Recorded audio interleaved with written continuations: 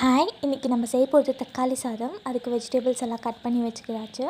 இப்போ குக்கரில் வந்துட்டு நமக்கு எவ்வளோ எண்ணெய் தேவையோ அந்த அளவுக்கு எண்ணெய் ஊற்றியாச்சு.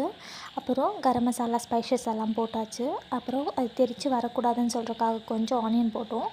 அப்போ வந்து கட் பண்ணி வச்சுருக்க ஆனியன் எல்லாம் போட்டுட்டு ஒரு பச்சை மிளகா போட்டுட்டு நல்லா மிக்ஸ் பண்ணி விடணும்.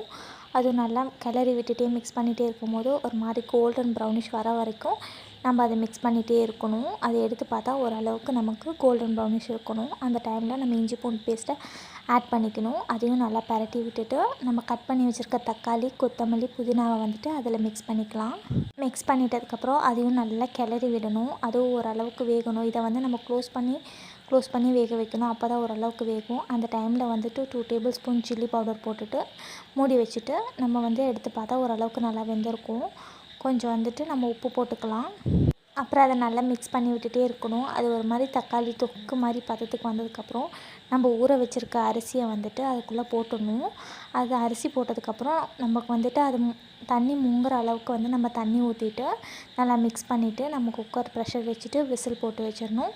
அதுக்கப்புறம் விசில் எடுத்து பார்த்ததுக்கப்புறம் நமக்கு தக்காளி சாதம் ரெடி ஆகிருக்கும்.